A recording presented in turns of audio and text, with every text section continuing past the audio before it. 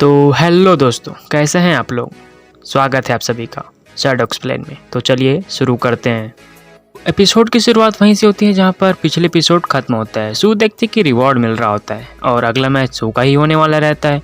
तो यहाँ पर वो मैच के लिए रेडी हो चुकी रहती है और एकदम दोनों पावर टाइप के रहते हैं, दोनों का मेन पावर ही रहता है। और यहाँ पर हमारी शू यूकी से कह रही होती है कि रिवॉर्ड रहने के लिए तैयार रहना, समझे। तो यहाँ पर यूकी को समझ नहीं आता कि आखिर वो कहना क्या चाहती थी, लेकिन ये कह रही होती कि ठीक है चलो बाद में मिलती हूँ, मैं लड़ लूँ। तो यहाँ पर दोनों का पावर टाइप से रखा रहता है, तो दोनों के बीच में मुकाबला होने वाला रहता है और हमें दूसरी लड़की का भी पावर को देखने को मिलेगा। तो यहाँ पर सबसे पहले ये रहता है कि कैसे वो हमला करती है। हमारे शू उसके ऊपर हमला करती है। अभी ये दोनों अपनी एबिलिटी का इस्तेमाल नहीं करती है, लेकिन सू उसके ऊपर भारी पड़ रही होती है। फिजिकल कॉम्बैक्ट में उसे एक धोबी पछाड़ दे देती है, जहाँ पर उसकी हालत बहुत ही ज़्यादा ख़राब हो चुकी रहती है। सू कह रही होती है कि चलो लड़ने में भी बहुत मज़ा आने वाला है, लेकिन तब तक एबिलिटी का इस्तेमाल नहीं किया रहता है और काफ़ी आलसी रहती है लड़की। कहती है कि नहीं, अब मैं अपनी एबिलिटी का इस्तेमाल करूँगी, मैं थक चुकी हूँ। तब यहाँ पर सू अपनी एबिलिटी का इस्तेमाल कर लेती है और वह काफ़ी ज़्यादा बड़ी बन चुकी रहती है। यहाँ पर ये भी अपनी एबिलिटी का इस्तेमाल करती है, जो कि बिल्कुल सुपर सेंस जैसा रहता है। असल में लड़की की एबिलिटी यह रहती है कि यह 3 मिनट से लेकर 60 मिनट तक इसकी पावर एकदम खतरनाक लेवल पर इंक्रीज़ हो जाता है। मिनिमम 1 मिनट और मैक्सिमम 60 मिनट तक। समझ सकते हो कि कितनी ज़्यादा खतरनाक पावर आती है यहाँ पर। और यहाँ पर ये सू को बहुत तरीके से धो भी रही होती है।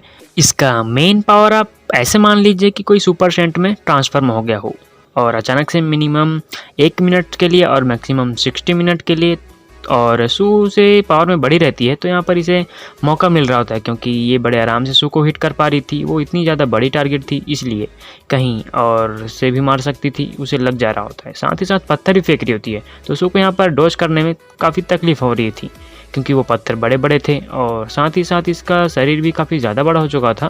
तो यहाँ पर वो आती है और इसके पेट पर ज़ोरदार पंच मारती है, जहाँ पर ये गिर चुकी रहती है। तो यूकी की तरफ देखती है और उधर यूकी भी चेहरा बना रहा होता है अजीब तरीके से कि कहीं तुम्हें कुछ हुआ तो नहीं ना। वो कहती कि यूकी, तुम्हें ऐसे चेहरा बनाने की ज़रूरत नहीं है, मैं अभी हारी बिल्कुल भी नहीं हूँ, मैं भी तैयार हूँ। उसके बाद ये फिर से रेडी हो जाती है, लेकिन अब इधर दिखाया जाता है कि वो भी रेडी थी। तो यहाँ पर दोनों लड़ना फिर से शुरू करते हैं और इस बार हमारी सू उसके हमलों से बची जा रही होती है, लेकिन यह कह रही होती कि तुम इतनी आसानी से नहीं बचने वाली हो। तो जो सू रहती है वो अपने साइज़ को और भी बड़ा कर लेती है, मतलब बहुत ही ज़्यादा बड़ा, और कहती कि अब मैं तुम्हें नहीं छोड़ूंगी। तो वो उसके ऊपर स्लैम देने की कोशिश करती है, रेसलिंग वाला मूव, गिर जाए तो बॉडी के सारे तो उसके ऊपर गिर चुकी रहती है। लेकिन अभी भी इसने हार नहीं माना रहता है। ये सू के नीचे दब के मरने वाली नहीं थी, उसे उठाने की कोशिश कर रही है, लेकिन तब तक सू उसे पकड़ लेती है और कहती कि हाँ तुमने मुझसे क्या कहा था कि हाँ तुम मुझे बड़े आराम से डॉज कर सकती हो। फिर उसे लेकर एकदम ज़मीन में मार देती है, बहुत ही खतरनाक यहाँ पर मार देती है। और फिर साइज़ छोटा हो चुका रहता है, मतलब नॉर्मल वाला आगे रहता है। और यहाँ पर कह रही होती है रेफरी से चेक करें कि लड़ने के लायक है या फिर नहीं है लड़ने के लायक।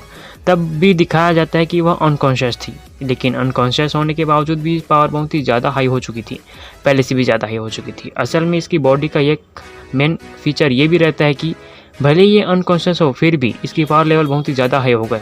तो ये आती है, उसे पकड़ती है और उसका ऊपर का बटन पकड़ती है और लेस सीधा पटक डालती है। सो यहाँ पर हमारी शू हार चुकी रहती है, क्योंकि वो उठ नहीं पा रही थी और साथ ही साथ ऊपर का पूरा पोर्शन भी एकदम पूरी तरीके से फट चुका था।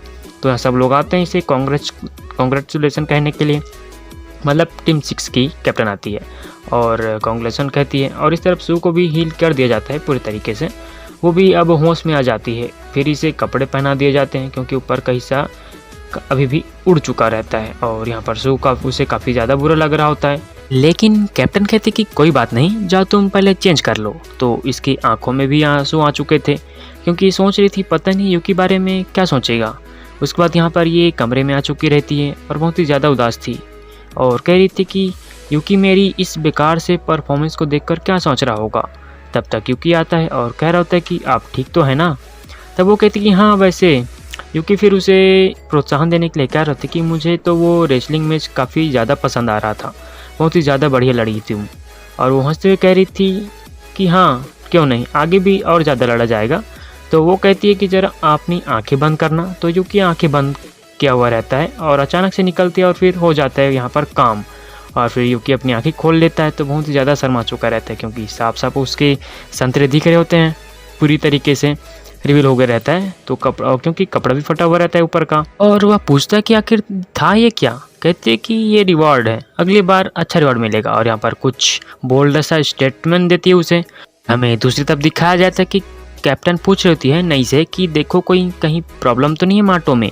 तो वो चेक कर रही होती है। फिर उसे अचानक से 2 ह्यूमनॉइड दिखाई देते हैं, जहाँ पर उसमें से एक ह्यूमनॉइड रहता है उसे पकड़ लेती है और बता रही होती है कम्युनिकेशन के जरिए कि अभी तो असली मैच शुरू होने वाला है, तुम लोग बस देखते जाओ। तो यहाँ पर जैसे वह बातचीत करती है, फिर हमें दिखाई जाती है कि बहुत सारे मॉन्स्टर यहाँ पर आना शुरू करते हैं और उनके बैरियर के पास आ जाते हैं।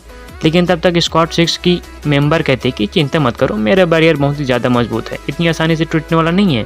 तब तक एक और ह्यूमनॉइड आ जाता है और कहता है कि यह बैरियर तो कुछ भी नहीं है, बच्चों जैसा है। एक पंच मारता है और उसे एक पूरी तरीके से चकनाचूर कर रहता है। और इधर ये ह्यूमनॉइड हंस रहा होता है, कह रहा होता है कि अब बहुत ज़्यादा मजा आने वाले है, अपने साथ बहुत ज़्यादा सेना लेकर आया रहता है। स्क्वाड 6 की जो कैप्टन रहती है वो नॉन कॉम्बैक्ट को अंदर लेकर जा रही होती है ताकि इन्हें कुछ भी ना हो। बाकी के सारे जितने भी कॉम्बैक्ट मेंबर रहते हैं वो लड़ने के लिए एकदम तैयार रहते हैं। वैसे इस बार बहुत ही ज़्यादा बड़ी सेना लेकर आया हुआ रहता है, तो सबको लड़ने में काफ़ी ज़्यादा प्रॉब्लम होने वाली है। इधर हमें दिखाया जाता है कि कैसे जो सू रहती है वो बड़ी बन चुकी रहती है, और उधर साथ ही साथ जो लेजी वाली लड़की रहती है वो भी आ जाती है। दोनों टारगेट मतलब दोनों मिलकर साथ लड़ रहे होते हैं इस तरफ। तो ये सोच रहे थे कि मेरा टारगेट कहाँ पर है, मुझे मेरा टारगेट दिख ही नहीं रहा होता है। तो वो जाने लगता है। तब तक हिमारी आती है और कहते हैं कि मैं तुम्हारी ओपोनेंट हूँ, आओ लड़ो मुझसे। लेकिन ये बंदा बहुत ही ज़्यादा खतरनाक रहता है। वह अचानक से थंडरबोल्ट आसमान में मारता है, लेकिन तब तक हिमारी की बहन आके उसे बचा चुकी रहती है, लेकिन थोड़ी सी चोट लगी रहती है दोनों को। तो उधर वो बंदा कह रहा होता है कि बहन से कि देखने में ऐसा लग रहा है कि तुम्हें पहले से पता था कि आखिर मैं हमला कहाँ करने वाला हूँ। लेकिन यहाँ पर बहुत ही ज़्यादा गुस्से में रहती है और कह रही होती है कि मैं तुम्हें इसकी कीमत चुकानी पड़ेगी। हिमारी यहाँ से चली जा चुकी रहती है। हिमारी कैप्टन के पास आ गई रहती है और कह रही होती है कि मुझे भी यूकी को राइड करना है। यह सुनकर यूकी और कैप्टन दोनों हैरान हो जाते हैं, क्योंकि एक ही सवारी पे 2 लोग राइड करेंगे, इसका मतलब एक नई पावर।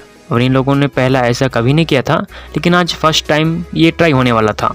और आगे हमें दिखाया जाता है कि कैसे अब हमारे यूकी स्पीड और पावर दोनों का कॉम्बिनेशन आने वाला है। तो यहाँ नया टाइप रहता है, देख सकते हैं एकदम समुराई वाला टाइप का लग रहा है, एकदम खतरनाक। तो सब यूकी यहाँ से ज़्यादा पावरफुल हो चुका रहता है, तो अपने अंदर पावर महसूस हो रही थी, साथ ही साथ बहुत ही ज़्यादा स्पीड महसूस हो रही थी। तो वो अपने माउथ से फ्लेम छोड़ता है, समझे, एक ही बार में बहुत सारे दुश्मनों को उड़ा देता है, जो कि देखने में काफ़ी ज़्यादा कूल लग रहा होता है। और पहली बार इसने ट्राई भी किया हुआ रहता है। तो इस तरफ जो स्क्वाड 6 की कैप्टन रहती है पूछती है बताओ मुझे सारी इन्फॉर्मेशन दो। तो नहीं उसे सारी इन्फॉर्मेशन देती है। फिर वह कहती कि ठीक है अब मैं यहाँ से चलती हूँ, मैं संभाल लूँगी। तो इधर आगे दिखाया जाता है कि इसे काफ़ी दिक्कत आ रही होती है, क्योंकि वह ह्यूमनॉइड बहुत ही ज़्यादा पावरफुल था और यह बार बार अपने गोल्डन हावर का इस्तेमाल कर रही थी। वहीं 5 सेकंड रिमाइंड पास्ट फ्यूचर चल रहा होता है यहाँ पर। लेकिन ये भी इतनी आसानी से हार नहीं मानने वाला था। यह बंदा भी लगातार उस पर हमला करते जा रहा होता है और यहाँ पर एक बार इसे चोट लग चुकी रहती है भयंकर। तो इसका पूरा लेफ्ट वाला हाथ उड़ गया रहता है, लेकिन फिर भी ये अपने गोल्डन हावर का इस्तेमाल करती है और इस बार एक स्ट्रेटजिक वे इस्तेमाल करती है, मगर अभी भी इतना काफ़ी नहीं रहता। यह कह रहा होता है कि मैं और भी ज़्यादा, यह तो मेरा और वार्म अप चल रहा था, चलो अब लड़ते हैं। तो यहाँ पर इसकी हालत ख़राब रहती है, गोल्डन हावर कितनी इस्तेमाल करेगी, थक चुकी रहती है। उधर वो मॉन्स्टर कहते हैं कि चलो अब मैं तुम्हारा खेल खत्म कर देता हूँ, क्योंकि अब मैं तुम्हें एक बार में उड़ा डालूंगा। लेकिन तब तक उसकी कैप्टन आ जाती है और कहती है कि तुमने बहुत अच्छा काम किया, अब तुम यहाँ से जा सकती हो। तो कैप्टन जब आती है तो उसे थोड़ा सा रिलैक्स होता है, जब पता नहीं इसकी कैप्टन क्या पावर रहती है।